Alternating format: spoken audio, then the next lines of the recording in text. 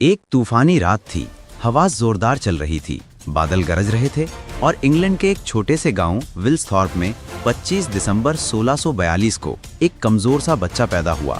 इतना नाजुक कि डॉक्टरों ने कहा ये रात नहीं काटेगा, लेकिन वो बच्चा जिंदा रहा और आने वाले जमाने को बदलने के लिए पैदा हुआ था। उसका नाम था आइजैक न्यूटन। बचपन में न्यूटन बहुत खामोश, तन्हा और तजस्सुस से भरपूर बच्चा था। जब दूसरे बच्चे खेल रहे होते, वो सोचता रहता, ये दरख्त क्यों हिलता है, बारिश कहाँ से आती है और आसमान में चमकता सूरज आखिर क्यों रुक नहीं जाता। दुनिया के सवालात उसके दिमाग में तूफान बनकर गूंजते थे। उसके वालिद का इंतकाल उसकी पैदाइश से पहले हो चुका था और माँ ने दूसरी शादी कर ली। यूं न्यूटन का बचपन मोहब्बत की बजाय तन्हाई में गुजरा, मगर शायद यही तन्हाई उसका सबसे बड़ा उस्ताद थी। वक्त गुजरा और कैम्ब्रिज यूनिवर्सिटी में न्यूटन को वो दुनिया मिली जहाँ ख्यालात आज़ाद थे, जहाँ हर सवाल एक दरवाज़ा खोलता था। यहीं न्यूटन ने रियाजी, फिजिक्स और फल्कियात में कदम रखा। फिर आया वो लम्हा जिसने तारीख बदल दी। एक दिन वो दरख्त के नीचे बैठा था, अचानक एक सेब गिरा जमीन पर। आम सी बात थी, लेकिन न्यूटन के जहन में एक गैर मामूली सवाल उभरा, ये नीचे ही क्यों गिरा, ऊपर क्यों नहीं गया। इसी लम्हे से उसने कशिश सकल यानी ग्रेविटी के राज खोलने शुरू किए। यही वो लम्हा था जिसने इंसान को जमीन से आसमान तक सोचने की हिम्मत दी। न्यूटन ने रातों की नींद कुर्बान की, कमरे में बंद, रोशनी के चिराग के नीचे बैठा, कुतुब के अंबार में डूबा हुआ वो दुनिया के उसूल लिखने लगा।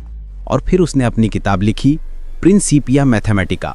ये वो किताब थी जिसने कायनात के कवानीन बयान किए, जिसने कहा कि हर चीज़ एक कुव्वत के ताबे है, कशिश सकल।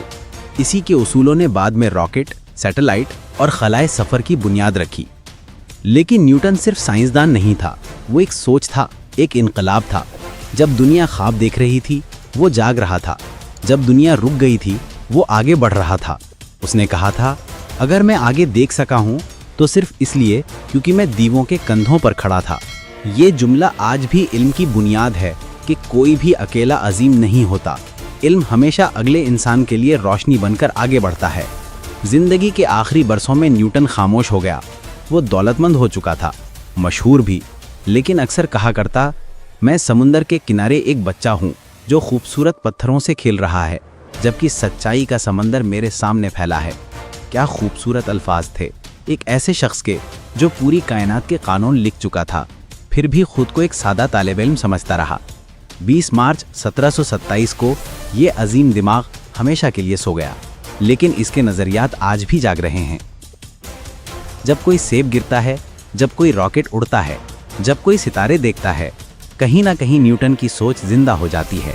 ये थी कहानी एक ऐसे शख्स की जिसने कशिश सकल को दरियाफ्त नहीं किया, बल्कि इंसान को सोचने की कशिश सिखाई।